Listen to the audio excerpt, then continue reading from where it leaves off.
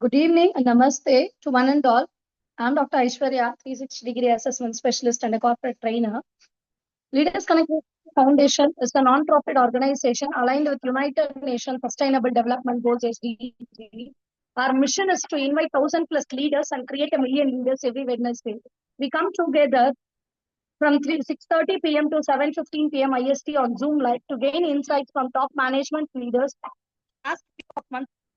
And once every quarter, we take it offline in different cities to network, support, and grow together. Because at Leaders Connect 360, we strongly believe that leaders create more leaders. Before we kickstart the episode, a quick reminder: please keep your videos on for an engaging experience. First-time visitors, check out the WhatsApp, Facebook, and LinkedIn links in the chat box to stay connected and grow with us. This episode is being recorded for our community archives.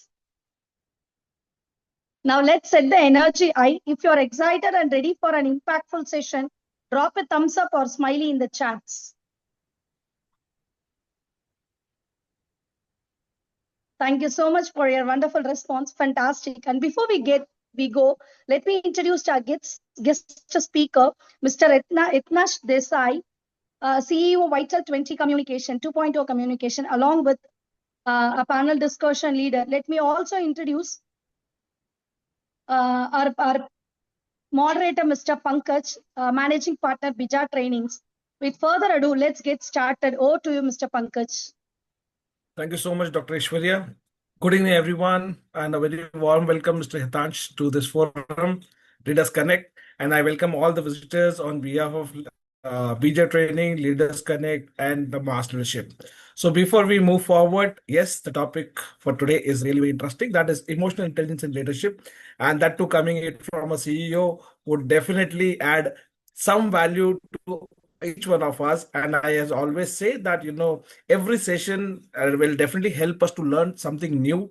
And for sure, we are going to take away one learning today. So let's see what we are going to get from Mr. Hetansh Desai. So before we get on to the discussion, I would officially like to welcome our guest and our panel discussion leader, Dharshani, Sivakumar, and Mr. Hetansh Desai through a mode of a welcome video. So Arul, can we have an official welcome video for our guest and panel discussion leader, please?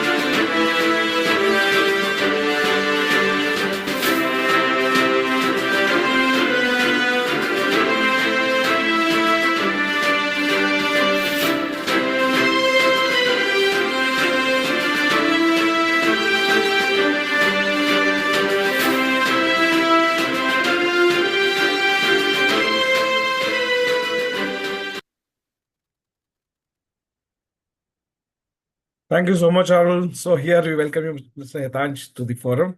Let us connect. Over to you, Dharshani and Mr. Hetansh. Thank you so much. You, Yes, sir. Dharshani? Thank you, sir. Thank you so much. So, good evening, everyone. Am I audible to everyone? Yes. Okay. So, good evening, everyone, and welcome to our, another session on emotional intelligence, which is a very exciting topic. Dharshani, some challenge with your connection. Introduction. Dharshani, we Emotional are, intelligence is no longer a soft skill. Arul, Dharshani is facing some challenge, it seems. Yes. Uh, uh, okay. You can turn off your camera in the meantime and then we can Is start. it Yeah. better? Is it better now? Better. We can hear you, but we cannot see you properly. Sorry, everyone. Just give a second. Is it better now? Much better.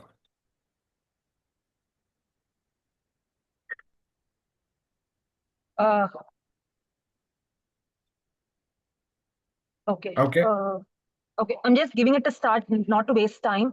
So, Yeah. emotional intelligence is no longer a soft skill. It is a strategic leadership advantage. Leaders must do more than making decisions. They must understand people.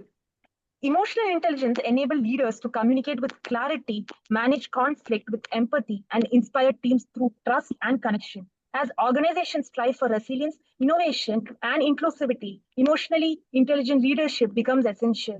Today, our panel explores how emotional intelligence shapes effective leadership and transforms workplace from the inside out.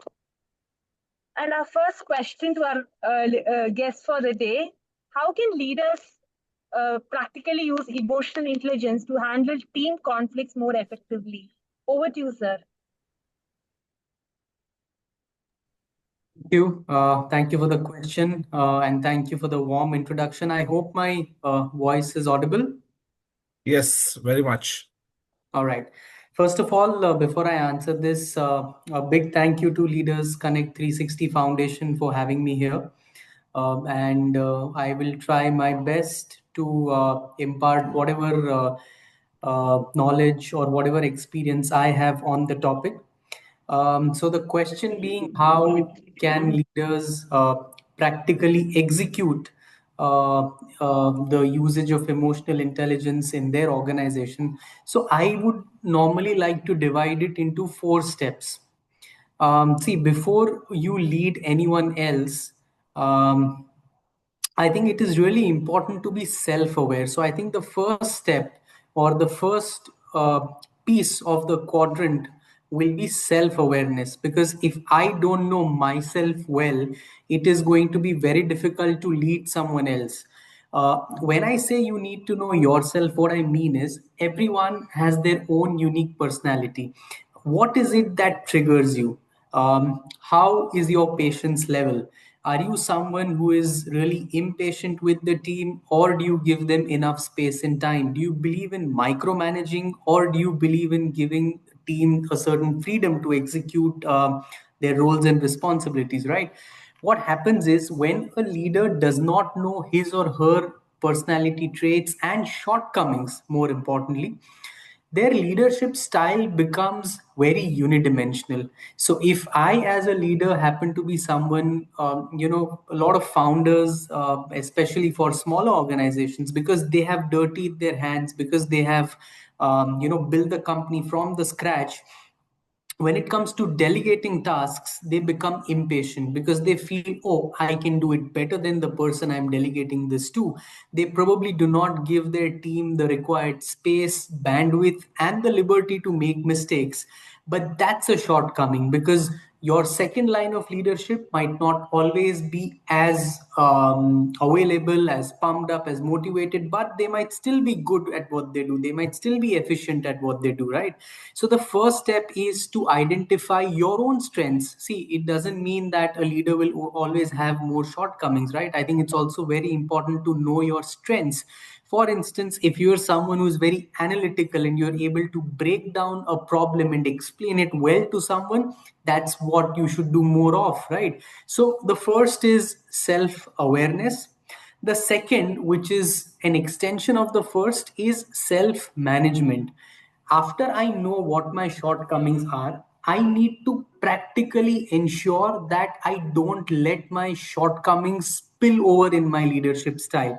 Again, continuing the same example, if I am someone who is impatient, if I am someone who gets triggered very often, then self management means understanding that, hey, this is triggering me, but I am not going to react. I am not going to retaliate right now in the greater good.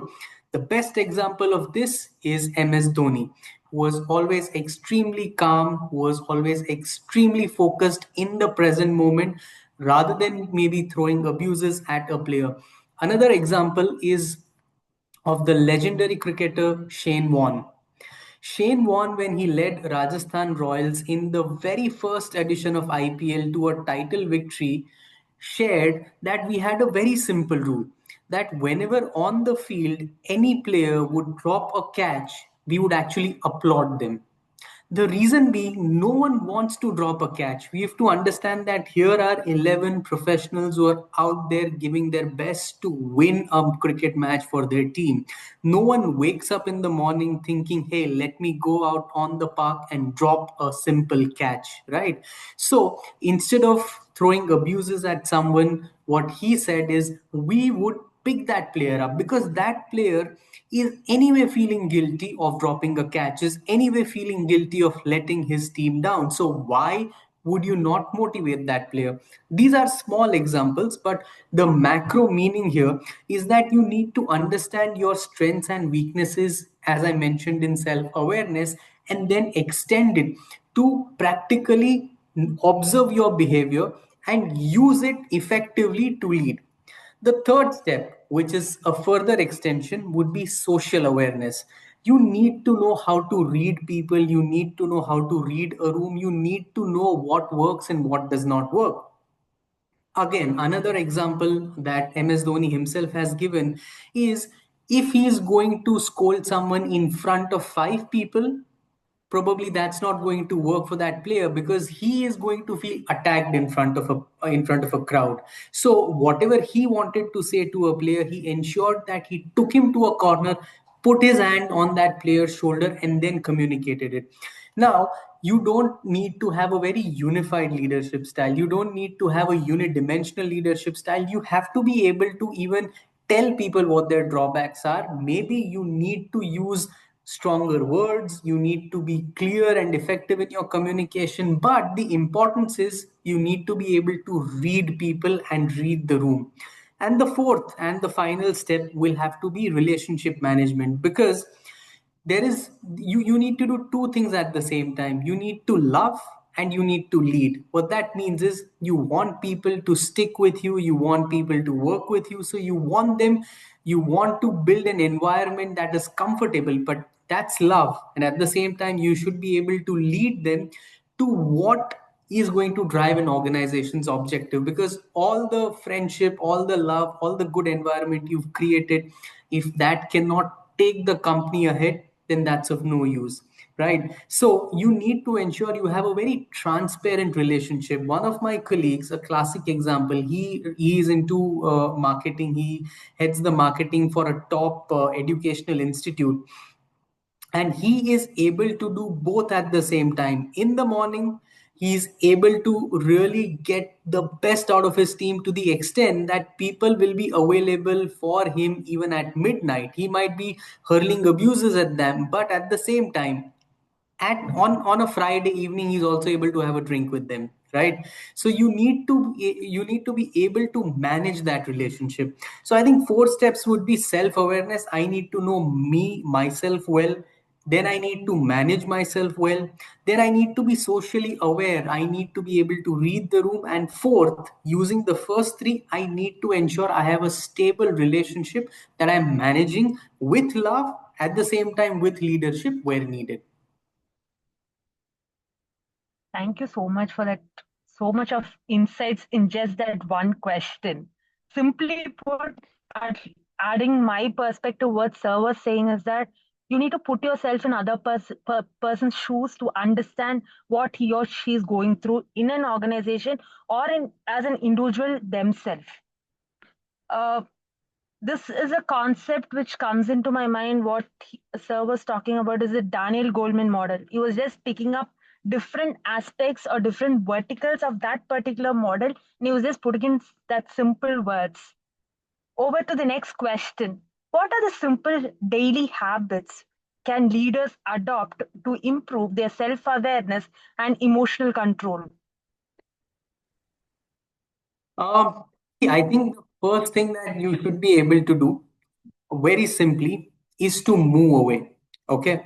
What that means is, all of us experience instances, maybe not even in the professional aspect, maybe in our personal lives, where with our husbands, wives, parents, brothers, sisters, friends, there are times when, we say something, and 2 hours later, we ourselves realize, oh, you know what, I didn't say the right thing. So, the best way to practice self awareness is to be able to detach from yourself in that situation. Imagine if there is a CCTV camera, okay, that's watching you. And imagine that when you're in that moment, and that moment could be frustrating, that moment could trigger you, that moment could bring in a negative news, whatever it be. But if you, for a second, build that ability to suddenly get out of your body and look at it from a third person, look at it how a CCTV camera would look at it, then what happens is you might be able to come up with a response that is not emotional, that is not triggered.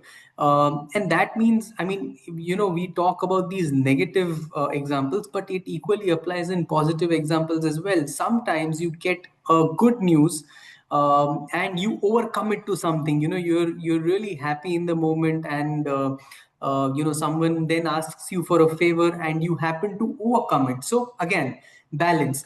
In fact, Bhagavad Gita, and I don't talk about it from a religious standpoint or a spiritual standpoint, but from a leadership standpoint, has this beautiful term called homeostasis. Homeostasis is the ability to be balanced, is the ability to not go underground when something wrong happens and not to fly overground when something good happens.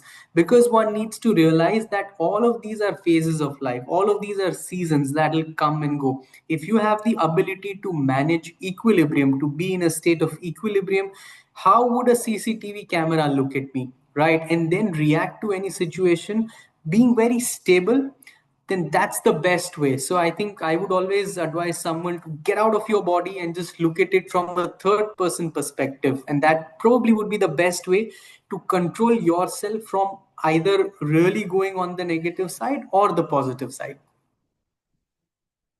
Great insights. And you know, getting over to the next question. How can emotionally intelligent leadership improve team performance and trust during high pressure situations?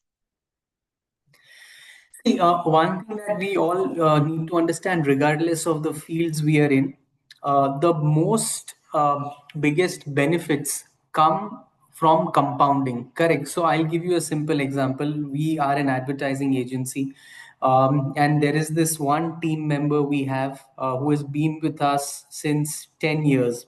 Right now, the first time that we both faced a challenging situation, it was new for him and me both.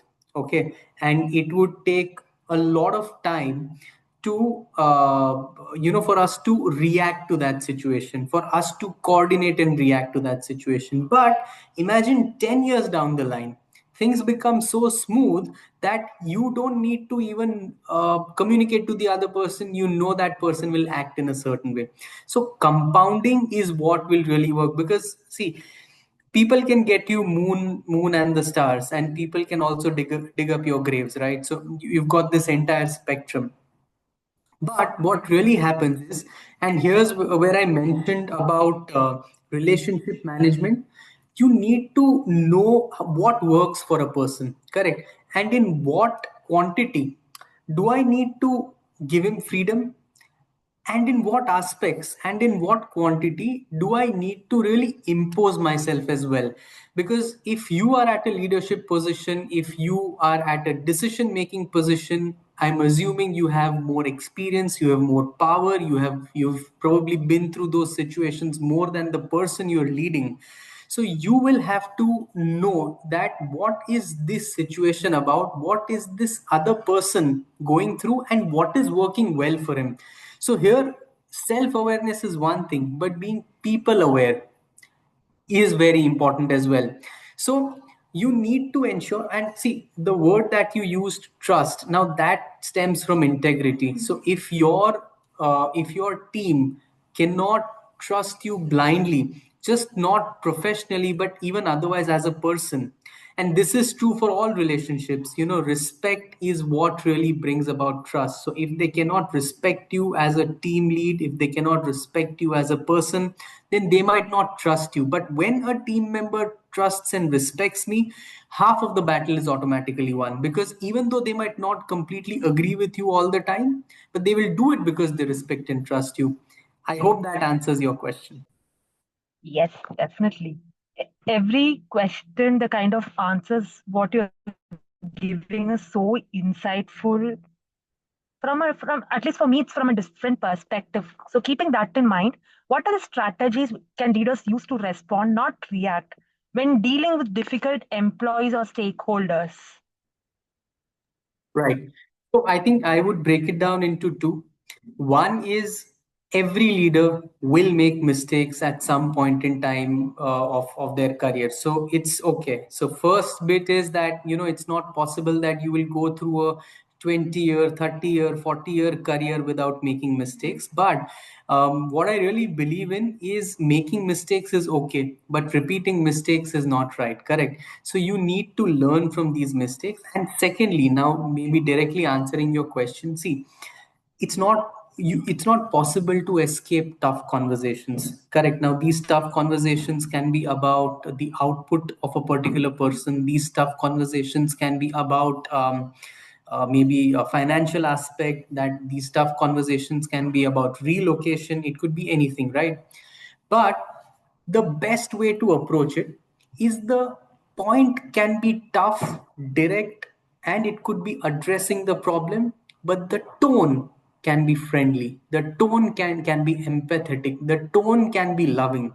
So what happens is, if I am having to do a tough conversation, or if you are a tough member for me to lead, I cannot mince my words, I cannot go soft on what I want to communicate to you, otherwise it is not going to land, it is not going to create impact. So I need to be really firm in my point, that hey, Darshini, for instance, this bit is not working out, right?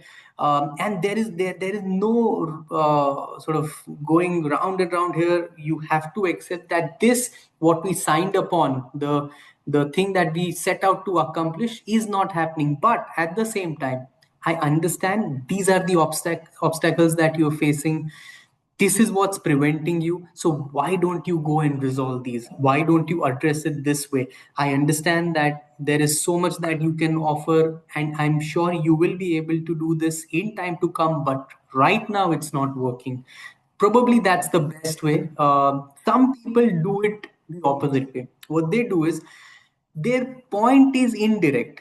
They will throw personal attacks at you, that I don't like your behavior, I don't like you as a person, and their language will be very firm.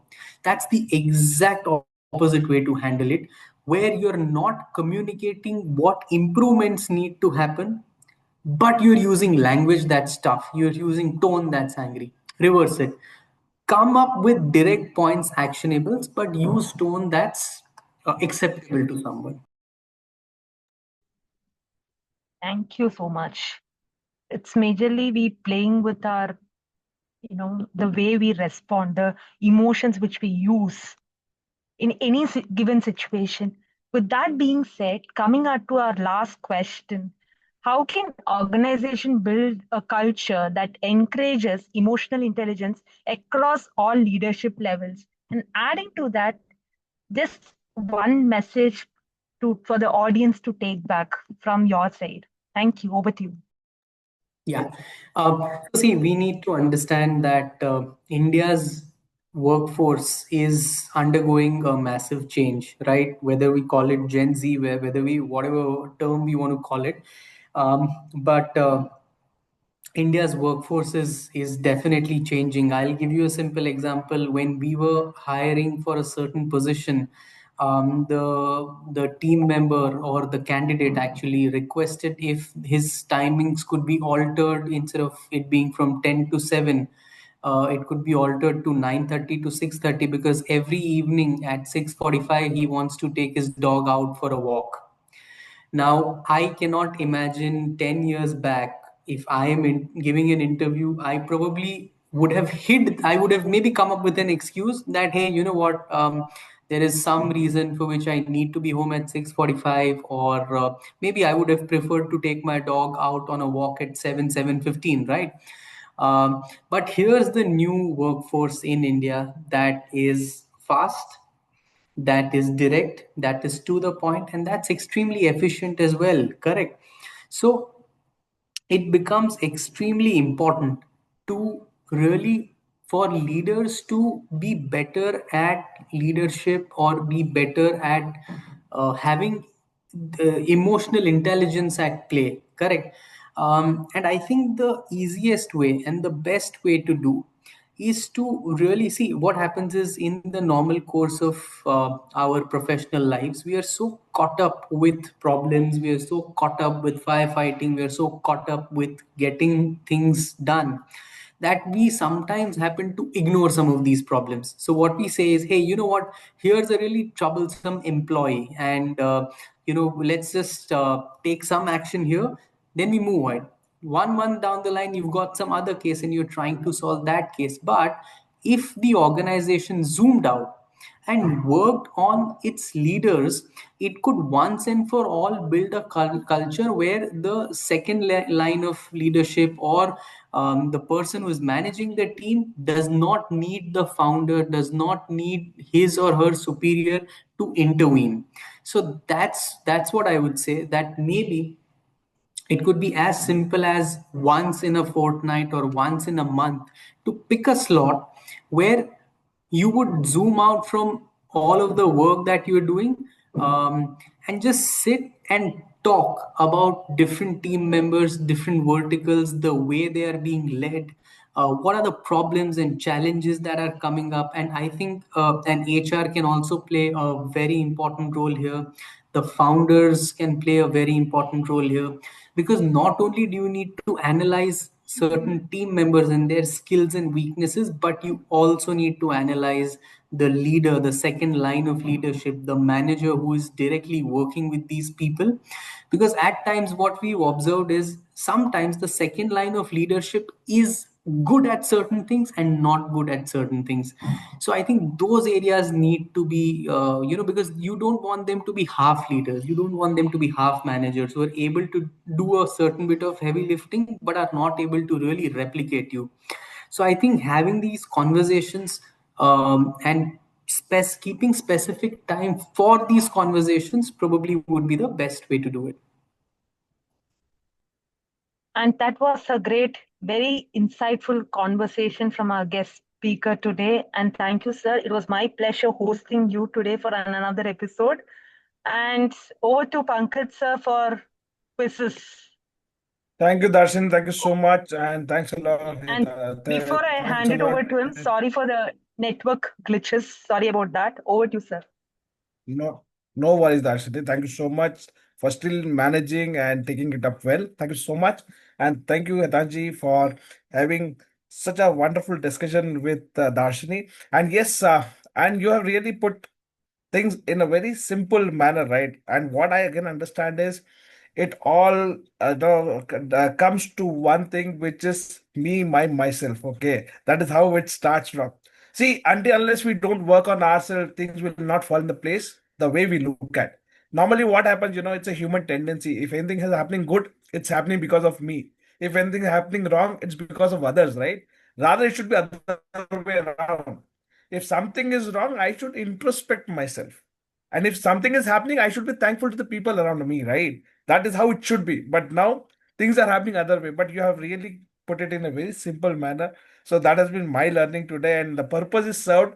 That yes, as I start in the initial, I said that we should be able to learn something, and one thing I have learned, and same way I believe everybody must have learned something or the another. So thanks for being there and putting it so well and simple manner. So now here I just open the forum to our guest who would like to ask questions. So we can have 2 to 3 quick questions, right? If they might have any queries to ask you. So, and then we move forward. So I just open the forum for a quick questions. So anyone who would like to ask can unmute yourself and ask question to our guest, please. Arul, can you please check on that who Yes. has any query? Yes. Thanks, Pankaj. So we have one question already there in the chat box Okay, fine. from Aishwarya. So Uh-huh. even if you emotionally react to something, how do you resolve it, and how do you know that right amount of emotions to showcase? That's the question shared by Aishwarya. I will repost the same in the chat box. This is the question. Thanks, Arul. Yeah. Thank you for the question. And thank you, Pankaj, for the kind words.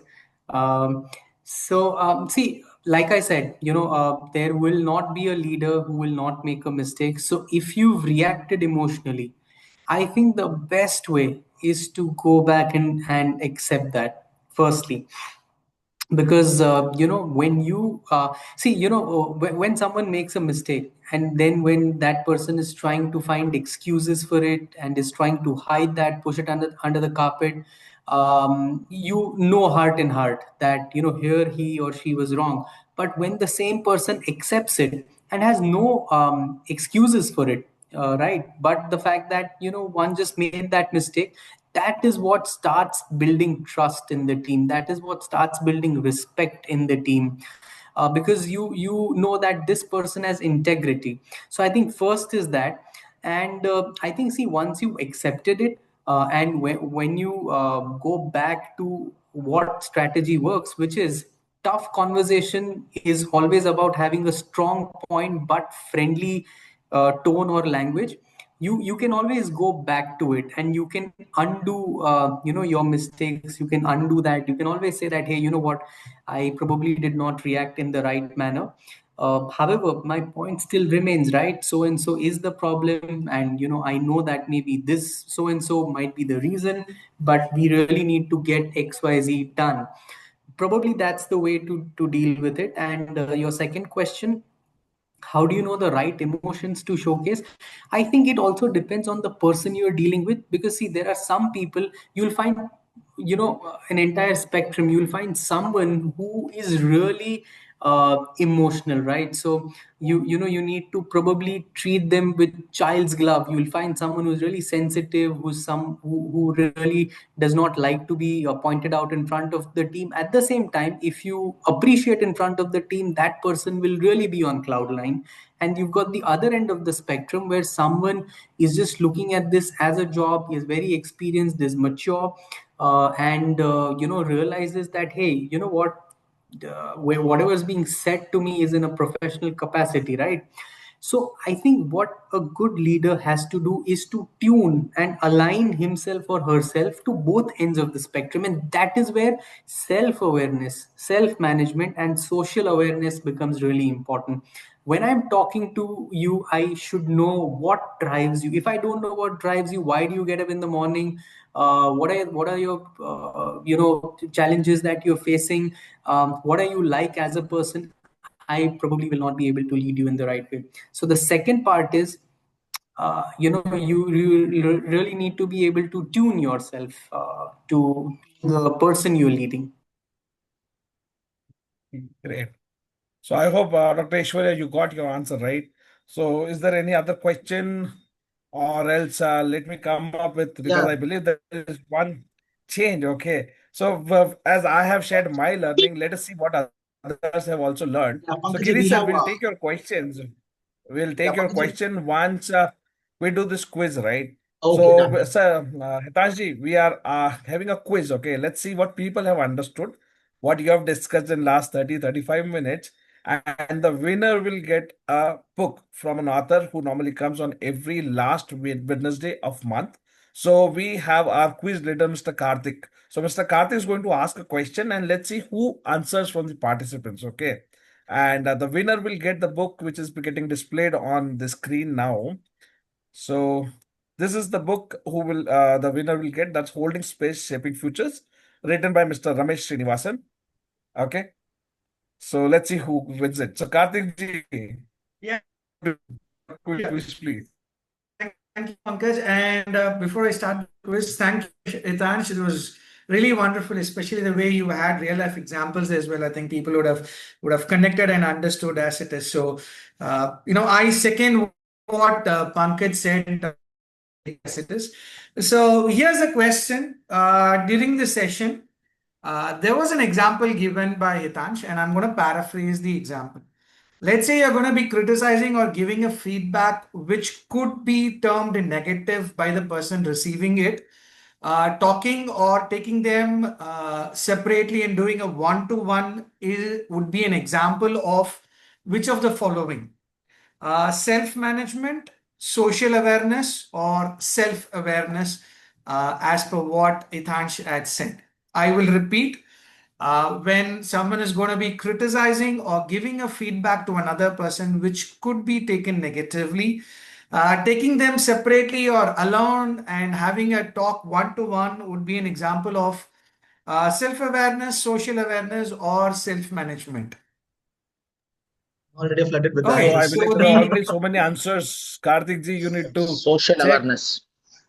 yeah, I suppose I can definitely go with a different question as well, but for this, I believe the first person to put it across was Nirupama. If we have time, Pankaj, I can go with something else as well. I leave it to you. No, now normally we have already done, so we have a winner, Nirupama. So Yeah, Nirupama was the Nirupama ji, first you are one. the This was in the social awareness yes. is the right thing. Hitansh had also said about how Dhoni would put a hand over the shoulder and take the Yeah.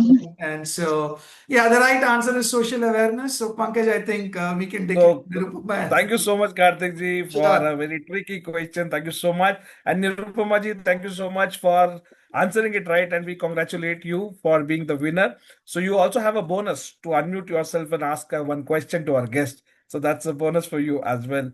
So Nirupama ji, you can unmute and be on screen and you can ask your question. Yeah, thank you. Thank you so much. I'll be just back in 1 minute because I'm making a payment for my cab here. Sorry, but my question Oh, is fine, already fine. there in the chat. My question is Okay, already fine. there in the chat conversation. Thank you, Hetansh ji. It was a very wonderful session. This is a need of the hour. Okay, quickly, I'll tell you my question. I would request you to guide me on this. Arul, please We have, take up the question and help Hetansh ji to yeah, answer it. Yes, yeah, I'll take up the question. Yes. Thank you, Mr. Yeah, Nirupama. thank you, Nirupama ji. Thank you so much. Yeah, I'll post the question yeah. It's again in there. the chat box. Yeah, thank you so much. So this is the question which is mentioned by Ms. Nirupama. So what should employees do when there is a gap between emotional intelligence being talked about from the leadership level and actual practice at work? So this is the question shared by. Right. So on a light note, maybe the next time Leaders Connect 360 Foundation has a session on emotional intelligence, you can ask your leaders to visit it or attend it.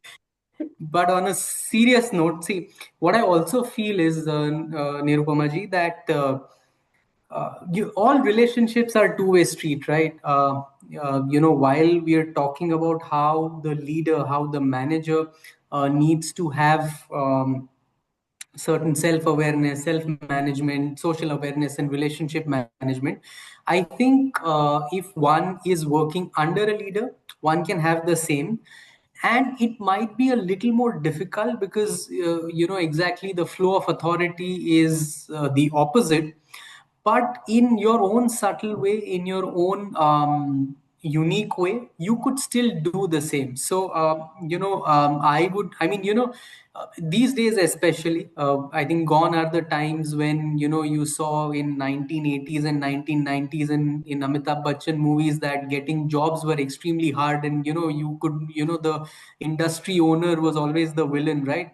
So I think these days what you could do in a more open door policy culture is to maybe just sit with your leader for 15 minutes, 30 minutes, and do the reverse of this, right? Where you tell him or her that, you know what, I really need to talk to you about certain things, certain problems that I'm facing.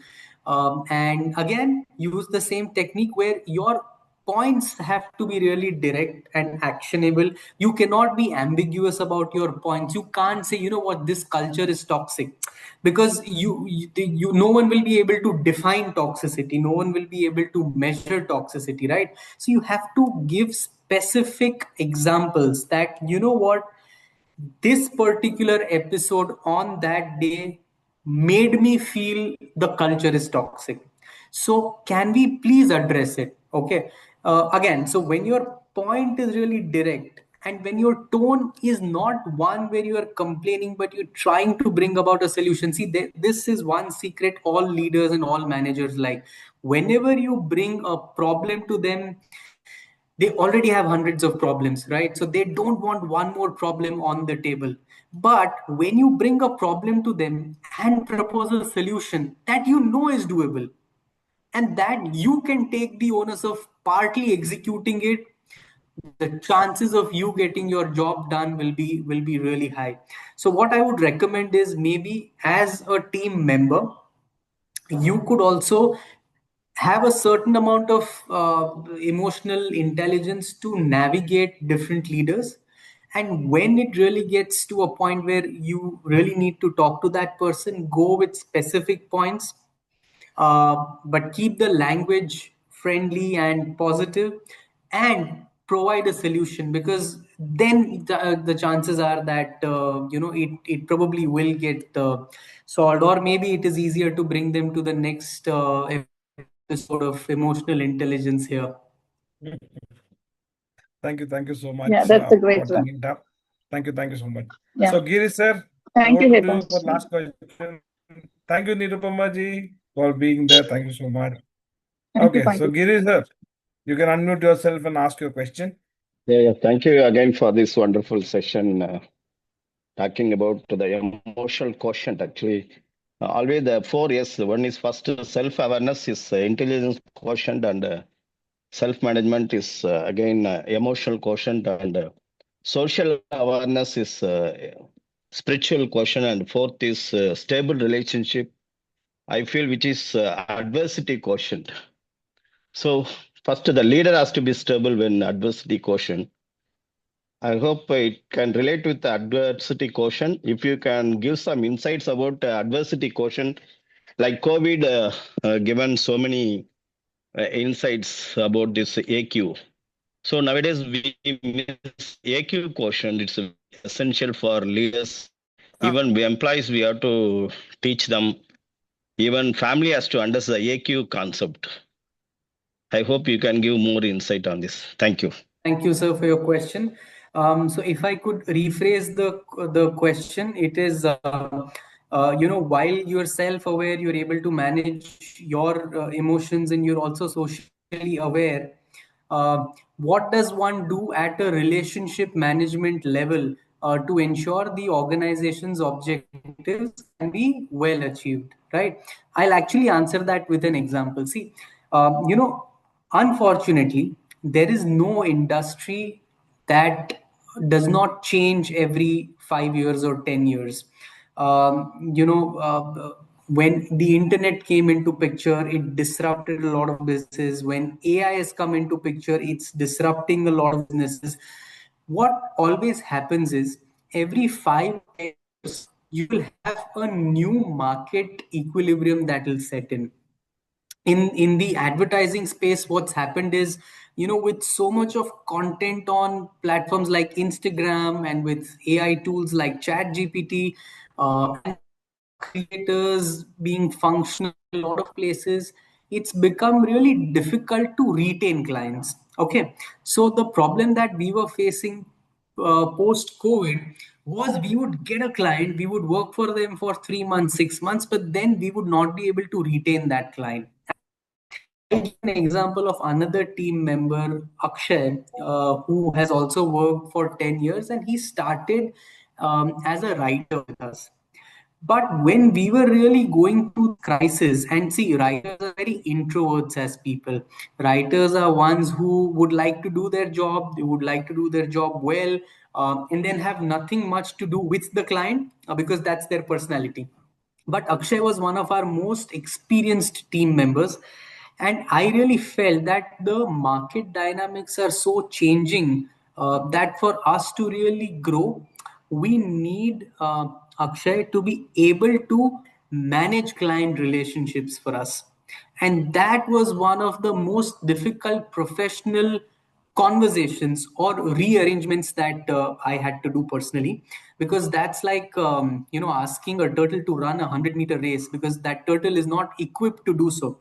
So I think here is where relationship management really comes in, where you start out by explaining why is it that you're proposing something, you're giving that person the right facts, you're laying down the logic behind what you really want to get done, and then you're giving scenarios about where he did the same job well but he was a writer actor. I cannot believe that 2 years down the line he is one of the most efficient people at managing client relationships, because whenever he even had his resistance, wherever he had his problems, one had to be there to solve it, one had to be there to understand it, one had to be there to offer a shoulder there. So basically what happens is, relationship management will, you will have to take it ball by ball as it comes, right? So it's like in the game of cricket, looking at the field placements, that I think a cover drive is a good shot to play, but if the bowler is going to bowl a bouncer, I can't play a cover drive on that. So what I need to do is I need to have multiple things in my mind, that what, I can probably play a pull or a cover drive. Now if it's a short ball, I'm going to pull it, but if it's going to be wide and over pitched, I'll probably play a cover drive. So I also feel relationship management is like that, that you need to have a lot of options and thoughts that you can probably drive the conversation in. And then I think with facts you will have to lead it as it comes. I hope I've been able to put some light on your question. Yes, sir. Yes, sir. Thank you. Thank you, sir. Thank you so much. So here we come to the concluding session. So I would like to invite our summary leader, Mr. Nilay. So Mr. Nilay, over to you for a quick summary and then we move forward. Yes. Yeah. Good evening, one and all, and thanks to Bija Training for this operation as a summary leader.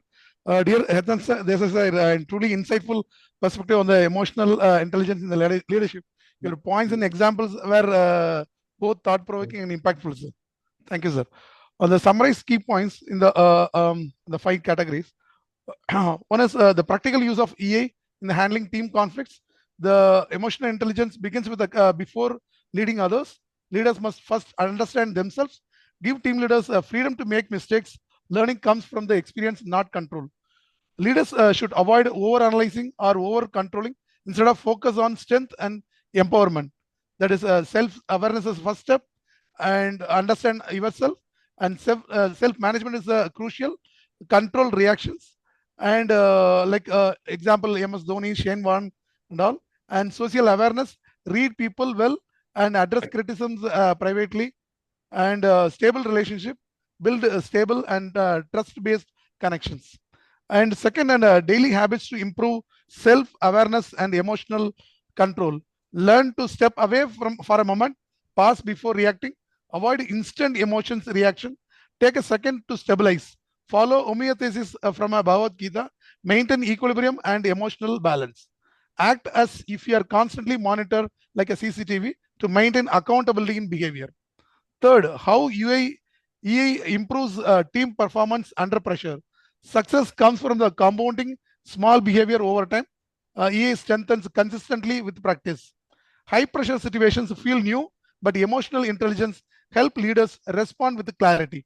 So leaders must know what works for each person, the right approach for right quantity.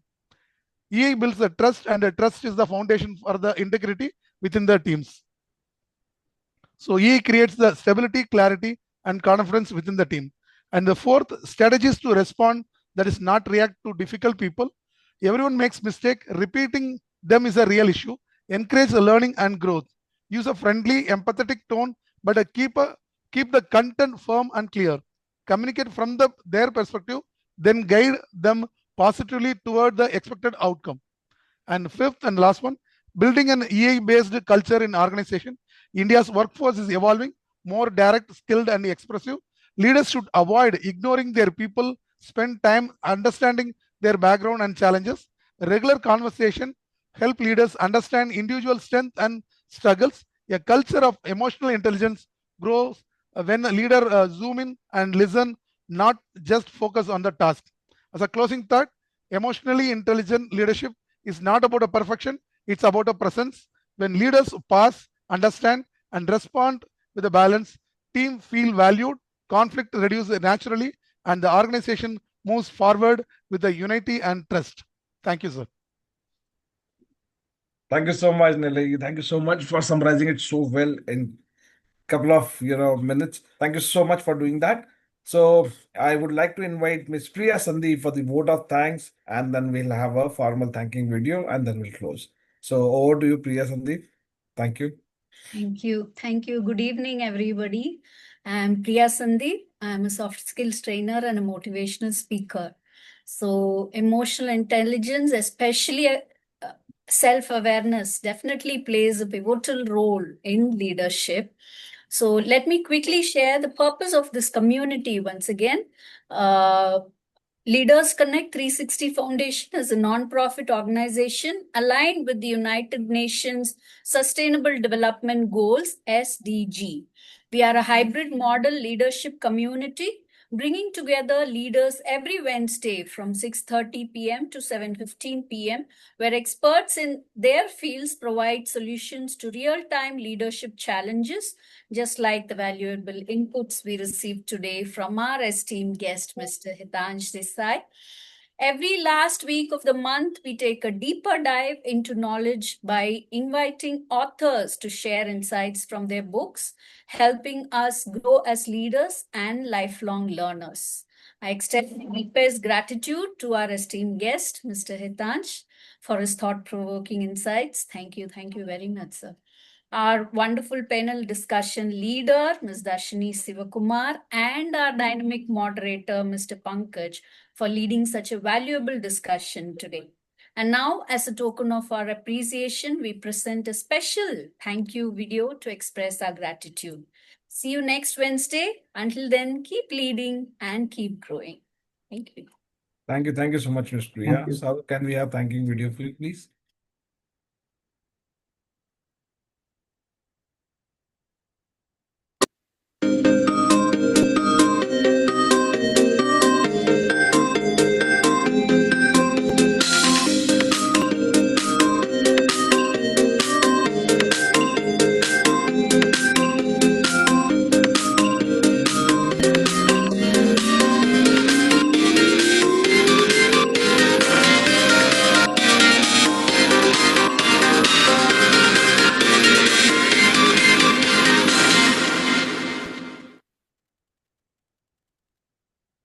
Thank you. Thank you so much, Arul. So before we move forward and come to a close, Hetanshi, any last message you would like to share with our community? And from my side, I would like you to be part of this community wherever possible. And thanks from my side and from my entire team. Well, thank you so much, Pankaj and the entire team for having me here. And it was a great session, and surely I would love to be associated. And the only last message would be a quote that probably everyone has heard, but it's worth reiterating that. People normally do not quit companies, but they quit bosses. So when they do not find enough leadership and value and guidance in their managers and in their leaders, that's when they decide to part ways. And it's unfortunate because like Naval Ravikant would say that you should not work for someone for a day if you're not going to work with him or her for life, because what prevents compounding. And with compounding of trust, respect, and familiarity with processes is when really an organization works on autopilot and progresses towards growth. So I think I'll conclude with that. And once again, thank you so much. Thank you so much. Thank you so much. Thank you. Have a great evening, everyone. Let's connect next week, Wednesday. Thank you so much. Have a great evening and great week ahead. Thank you so much. Good day. Thank you all. Thank you so much. Thank you.